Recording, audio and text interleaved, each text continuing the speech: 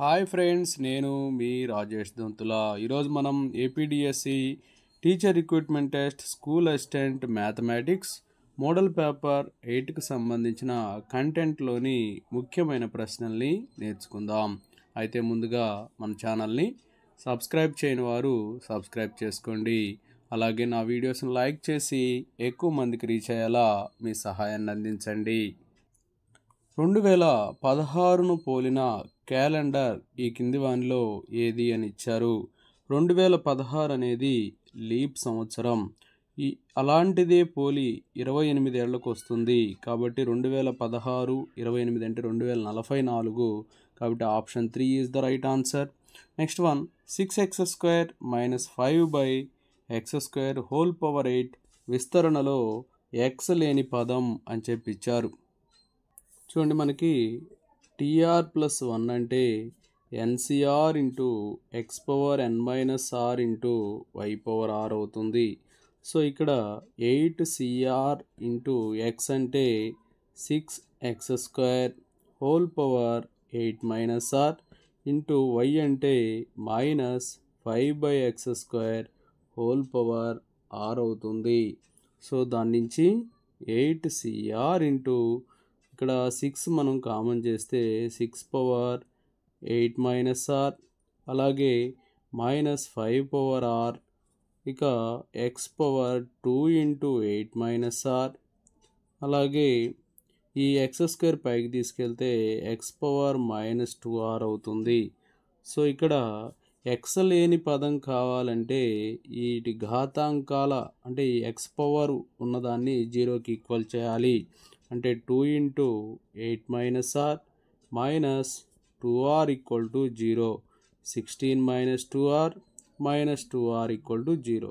So 4r = 16 అవుతుంది. r = 16/4 అంటే 4 వస్తుంది. r అనేది 4 వచ్చింది. కాబట్టి T4+1 అంటే T5 అనమాట. సో NC ఇక్కడ ఏముంది, కోఎఫిషియంట్, దీంట్లో సబ్స్టిట్యూట్ చేస్తే సరిపోతుంది. సో చూడండి, 8CR అంటే 8C4 6⁻8-4 -5/4 వస్తుంది. సో దాని నుంచి 8C4 6/4 ఇంటూ 5/4 ఇది సరి అయిన సమాధానం. చూడండి, ఇక్కడ 8C4 6/4 ఇంటూ 5/4 అనేది ఆప్షన్ 3లో ఉంది. So option 3 is the right answer. Next one, x² + y² = 10xy అయినా 2 ఇంటూ log x + y చూడండి, ఇక్కడ బోత్ సైడ్స్ 2xyని యాడ్ చేద్దాం. అలా యాడ్ చేస్తే 10xy + 2xy అవుతుంది. ఇది x + y హోల్ స్క్వేర్కి ఫార్ములా 12xy అవుతుంది. బోత్ సైడ్స్ లాగ్ అప్లై చేస్తే log x + y whole square = log 12xy అవుతుంది. 2 into log of x + y = log 12 plus log x plus log y అవుతుంది. దీన్ని ఈ log 12ని ఇంకా సింప్లిఫై చేస్తే 12ని ఎలా రాస్తామంటే 2² ఇంటూ 3గా రాస్తే ఇక్కడ log 2² plus log 3 plus log x plus log y. ఈ log 2² 2 log 2గా రాస్తాం. మిగతాదంతా సేమ్ అనమాట. చూడండి, ఇక్కడ ఇచ్చిన ఆప్షన్స్లో log x plus log y plus 2 log 2 plus log 3 option 4లో ఉంది. So option 4 is the right answer. చాలా జిరాక్స్ యంత్రాల్లో ప్రతిసారి పరిమాణ శాతమును మార్చడం ద్వారా ఇచ్చిన ప్రతి ఒక్క పరిమాణం పెంచడం లేదా తగ్గించడం చేయవచ్చు.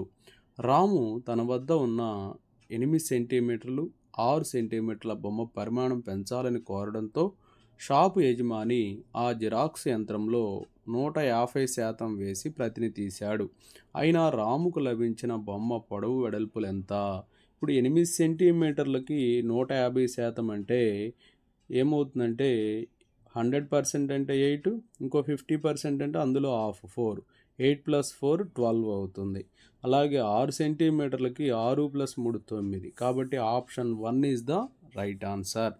Next one modulus of 5x minus 1 greater than 9 అయినా సాధన ఏ సాధన సమితికి చెందుతుంది అని ఇచ్చాడు. చూడండి, ఇక్కడ 5x మైనస్ 1 గ్రేటర్ దాన్ 9 అని ఉంది కాబట్టి ఇక్కడ 1 ఇక్కడ 1 యాడ్ చేద్దాం. అప్పుడు 1 1 క్యాన్సిల్ అయిపోయింది. 5x గ్రేటర్ దాన్ 10 అవుతుంది. అంటే x గ్రేటర్ దాన్ 2 వస్తుంది. x గ్రేటర్ దాన్ 2 అంటే 2 కంటే ఎక్కువ ఉన్నది. ఆప్షన్లో ఏముంది? 3 ఉంది. So option 1 is the right answer. Next one AB 14 సెంటీమీటర్లు మరియు బీసీ 17 సెంటీమీటర్లు కొలతలుగా గల ఏబిసిడి చతురస్రం గీయబడింది. డిసి, బీసీ మరియు ఏడి వ్యాసాలుగా గల 3 అర్ధవృత్తాలు పటంలో చూపినట్లుగా గీయబడినవి అయినా షేడ్ చేయబడిన ప్రదేశ వైశాల్యం ఎంత? చూడండి, పటంలో AB equal to DC equal to ఇది డి, ఇది సి అనుకోండి. ఏబి ఈక్వల్ టు ఇది డి, ఇది C. AB equal to DC equal to 14 సెంటీమీటర్లు. అయితే AD equal to BC. AD equal to ఇదమ్మ డి, ఇది C. AD equal to BC equal to 7 సెంటీమీటర్లు. సో ఏబిసిడి దీర్ఘచతురస్ర వైశాల్యం కనుక్కుందాం. అప్పుడు ఏమవుతుందంటే పొడవు వచ్చేసి 14, వెడల్పు 7, మొత్తం 98 చదరపు సెంటీమీటర్లు వస్తుంది. సో ఇప్పుడు డిసి వ్యాసంగా అర్ధవృత్త వైశాల్యం కనుక్కుందాం. అర్ధవృత్త వైశాల్యం అంటే హాఫ్ పై ఆర్ స్క్వేర్ అవుతుంది. సో హాఫ్ ఇంటూ పై అంటే 22/7. ఇక ఆర్ వచ్చేసి వ్యాసం 14 కదా, డిసి 14 కాబట్టి డిసి ఈక్వల్ టు 14 వ్యాసం కాబట్టి ఆర్ వచ్చేసి అందులో సగం అంటే 7 వస్తుంది. అంటే 7 × 7, 7 7 cancel, 2 1s 2 11s. So 11 × 7 77 square centimetres వస్తుంది. నెక్స్ట్ వచ్చేసి డిఏ ఈక్వల్ టు 7 సెంటీమీటర్ల వ్యాసంగా అర్ధవృత్త వైశాల్యం కనుక్కుందాం. ఇక్కడ హాఫ్ పై ఆర్ స్క్వేర్. ఇక్కడ వచ్చి హాఫ్ ఇంటూ పై అంటే 22/7. ఆర్ వచ్చేసి 7/2. ఆర్ వచ్చేసి ఇక్కడ ఏమవుతుంది? ఆర్ వచ్చేసి 7/2 అవుతుంది. 7 సెంటీమీటర్ల వ్యాసం కాబట్టి అందులో సగం. 7 7 క్యాన్సిల్, 2 1s 2 11s. 77/4 వస్తుంది. 77/4 స్క్వేర్ సెంటీమీటర్స్ వస్తుంది. నెక్స్ట్ వచ్చేసి బీసీ ఈక్వల్ టు 7 సెంటీమీటర్ల వ్యాసం గల అర్ధవృత్త వైశాల్యం. ఇది కూడా సేమ్ అంతే వస్తుంది. ఇప్పుడు మనకి షేడ్ చేసిన వైశాల్యం కావాలి కాబట్టి షేడ్ చేసిన వైశాల్యం రావాలంటే ఎలా వస్తుందంటే మొత్తం 98 ప్లస్ అలాగే ఇక్కడ ఇవి 2 77/4 ప్లస్ 77/4 మైనస్ 77 అన్నమాట. ఇవి యాడ్ చేస్తాము. ఈ 77ని సబ్ట్రాక్ట్ చేస్తాం. ఎందుకంటే ఇక్కడ వచ్చినటువంటి డిసి వ్యాసంగా ఉన్న అర్ధవృత్త వైశాల్యం రిమూవ్ చేస్తాం అన్నమాట. ఇక్కడ షేడ్ చేయలేదు కాబట్టి. సో ఇది మొత్తం సింప్లిఫై చేస్తే మనకి 59.5 స్క్వేర్ సెంటీమీటర్స్ వస్తుంది. ఇక్కడ 59.5 అనేది ఆప్షన్ 1లో ఉంది. So option 1 is the right answer.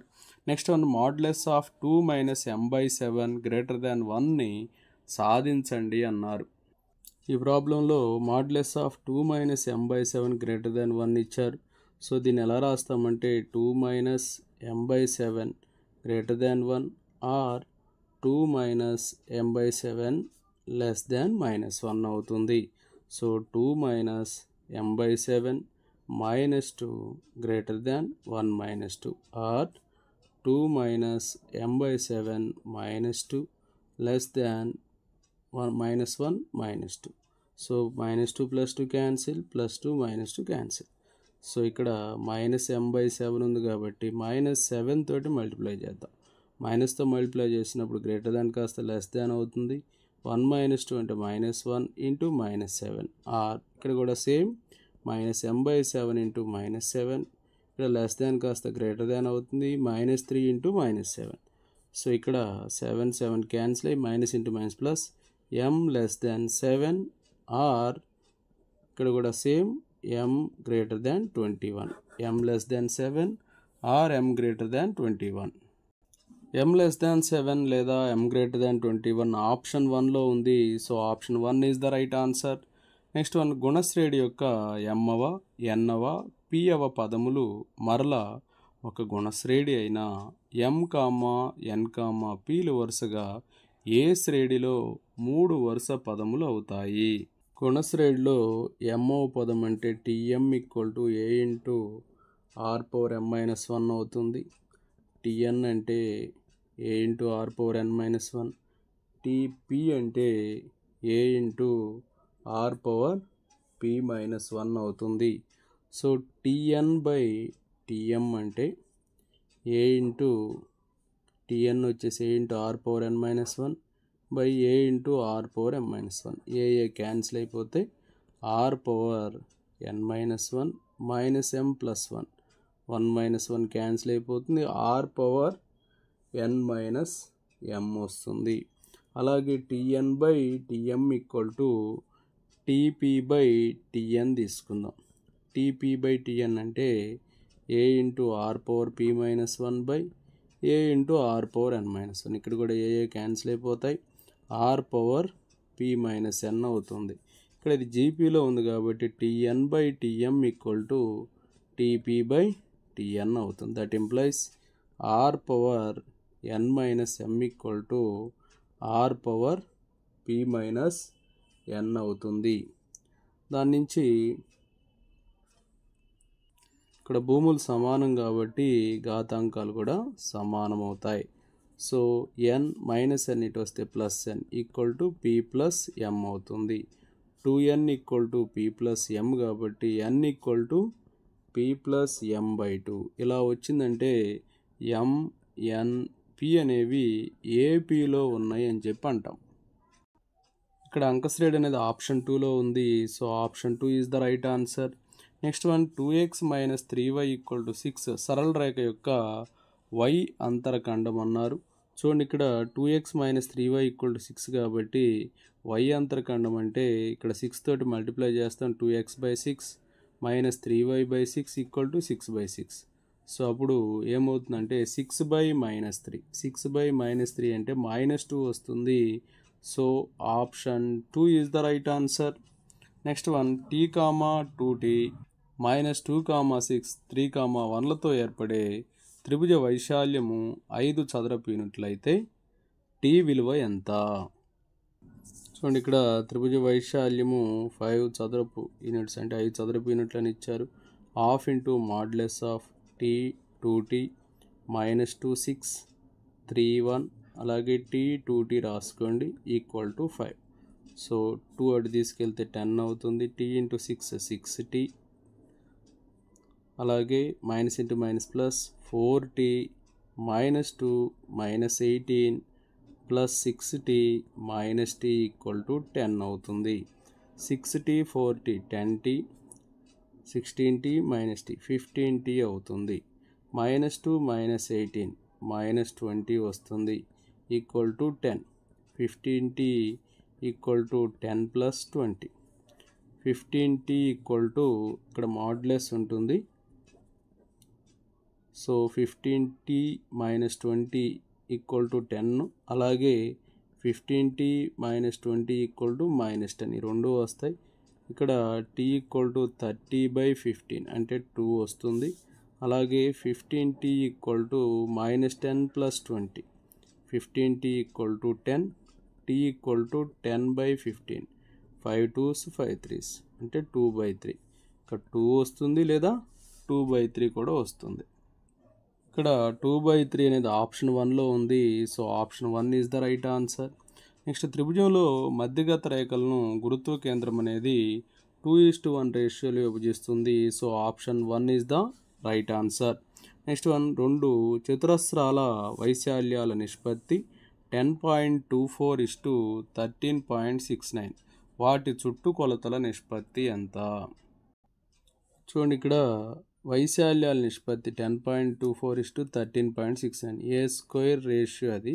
So ఏమైంది, ఇది 3.2 హోల్ స్క్వేర్, ఇది 3.7 హోల్ స్క్వేర్. సో ఏ వచ్చేసి 3.2 ఉంటుంది, అలాగే 3.7 ఉంటుంది. చుట్టుకొలతల నిష్పత్తి అన్నప్పుడు 4A1:4A2. So 3.2:3.7. So option 1 is the right answer. Next one, 10 సెంటీమీటర్ల భుజం కలిగిన రాంబస్ 60 డిగ్రీల పరిమాణం గల 2 కోణాలను కలిగి ఉంది. అయితే ఆ రాంబస్ కర్ణముల పొడవు ఎంత అని చెప్పి ఇచ్చారు. ఇక్కడ చూడండి, ఇక్కడ 60 డిగ్రీల పరిమాణం అని ఇచ్చినప్పుడు గుర్తుపెట్టుకోండి, ఇక్కడ మనకి ఏ ఎంత ఇచ్చారో ఒకటి ఏకి ఈక్వల్గా ఉంటుంది, ఇంకోటి A√3 అవుతుంది. సో ఇక్కడ 10 సెంటీమీటర్లు ఇచ్చారు కాబట్టి 10 సెంటీమీటర్లు 10√3 సెంటీమీటర్లు అవుతుంది. So option 1 is the right answer. Next one, 5,000 రూపాయలను సంవత్సరంకు 8% వడ్డీ రేటు చొప్పున 2 సంవత్సరాలకు పొదుపు చేసిన చక్రవడ్డీ మరియు మొత్తము ఎంత? చూడండి, ఇక్కడ P = 5,000 రూపాయలు, R అనేది 8%, N = 2 సంవత్సరాలు. So A = P × 1 + R/100 whole power n అవుతుంది. సో 5,000 × 1 + 8/8/100 హోల్ పవర్ 2 అవుతుంది. దీన్ని సింప్లిఫై చేస్తే 5,832 రూపీస్ వస్తుంది. సో ఇక్కడ చక్రవడ్డీ కనుక్కోమన్నారు కాబట్టి చక్రవడ్డీ అంటే మొత్తము మైనస్ అసలు చేస్తాం. మొత్తం వచ్చేసి 5,832 మైనస్ 5,000. సో 832 రూపాయలు వస్తుంది. సో ఇక్కడ వడ్డీ అనేది 832, మొత్తం అనేది 5,832. ఇది ఆప్షన్ 2లో ఉంది. So option 2 is the right answer. Next one, ఒక స్తూపం సంపూర్ణ తల వైశాల్యం 2,860 చదరపు సెంటీమీటర్లు, దాని ఎత్తు 22 సెంటీమీటర్లు, దాని వ్యాసార్థం ఎంత అని ఇచ్చారు. ఇక్కడ 2πr × r+h అనేటువంటి ఫార్ములాని 2,860కి సమానం చేస్తే కావాల్సిన వ్యాసార్థం వస్తుంది. చూడండి, ఈ ఫార్ములా ఏంటంటే 2πr × r+h = 2,860. H value substitute చేసాం. పై అంటే 22/7. సో r × r+22 = 2,860 × 7/44 వస్తుంది. So 22 2s 22 1s 22 22 3s 66 0 2 1s 2 65s. So దీన్ని మల్టిప్లై చేస్తే r² + 22r, అలాగే -65 7s వచ్చేసి 455, దట్ = 0. దీన్ని ఫ్యాక్టర్స్గా రాసినట్లయితే r² + 35r -13r -455 = 0. So r × r+35 -13 × r+35 = 0. So r - 13 = 0, r+35 = 0. r అనేది negative కాదు కాబట్టి ఇది రాదు. So r = 13. ఇక్కడ 13 అనేది ఆప్షన్ 4లో ఉంది. So option 4 is the right answer. Next one, 12 మీటర్లు 9 మీటర్లు 15 మీటర్ల పొడవులు గల భుజాలతో ఏర్పడిన త్రిభుజ వైశాల్యం ఎంత? చూడండి, ఇక్కడ భుజాల కొలతలు ABC ఇచ్చారు. అయితే ఇక్కడ S అంటే A + B + C/2 అవుతుంది. 12 + 9 + 15 మొత్తం 36. 36/2 అంటే 18 వస్తుంది. 18 మీటర్స్ అనమాట. సో S అనేది 18 మీటర్స్. ఇక్కడ ఏ formula √S × S - A × S - B × S - C. ఇందులో సబ్స్టిట్యూట్ చేద్దాం.